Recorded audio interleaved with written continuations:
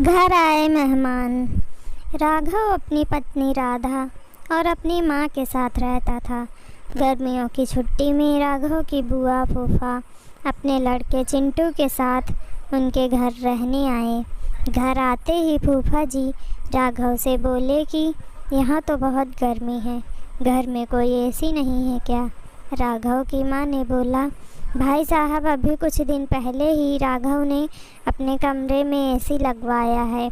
यह सुनते ही फूफा जी अपने बेटे से बोले कि सारा सामान राघव के कमरे में ले गए। राघव और उसकी पत्नी राधा चुप रहे क्योंकि उनने सोचा कि कुछ दिनों की तो बात है। इस तरह बुआ फूफा जी को राघव के घर रहते 1 महीना हो गया। राघव ने अपनी माँ से पूछा कि बुआ जी कब जाने वाली हैं? हम कब तक ऐसे ही हॉल में सोकर अपना गुजारा करेंगे?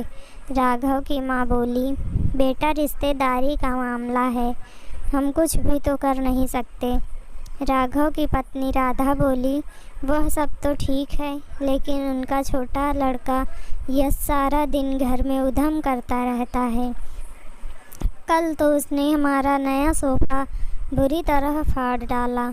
राघव इस बात पर बहुत गुस्सा हुआ कि नया सोफ़ा फाड़ दिया। वह अपनी पत्नी से बोला, तुम यश को ऐसा करने से रोकती क्यों नहीं? राधा बोली, जब से फूफा बुआ जी आए हैं कुछ न कुछ खाने की डिमांड करते रहते हैं, जिससे मेरा और माँ जी का सारा दिन तो रसोई में ही बीत जाता है।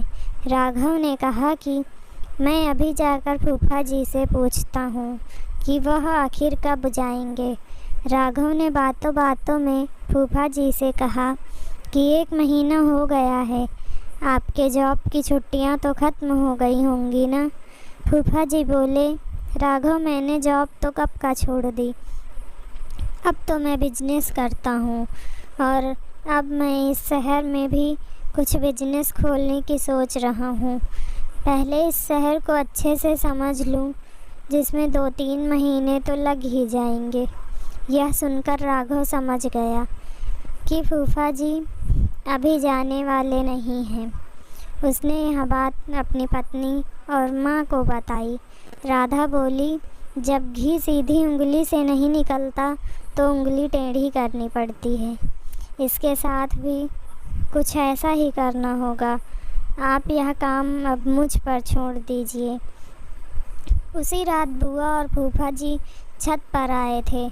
तभी उनका लड़का चिंटू चिल्लाता हुआ उनके पास गया और बोला कि मैंने अभी एक चुड़ैल को देखा है। तभी एक चुड़ैल वहाँ आ गई और बुआ और फूफा जी को बोली, तुम में से पहले मेरा भोजन कौन बनना चाहेगा? चुड़ैल को देखकर वह बहुत डर गए और उस घर से भाग गए। उनके जाने के बाद राधा ने अपना चुड़ैल का मुखौटा उतारा। बुआ के परिवार के जाने के बाद सबने चैन की सांस ली। राधा की सास ने राधा से कहा कि तू तो बड़ी अच्छी चुड़ैल बनती है। यह कहकर सब हंसने लगे। दोस्तों, अगर आपको हमारी यह स्टोरी अच्छी लगे तो हमारे चैनल को लाइक, सब्सक्राइब एंड शेयर ज़रूर करें।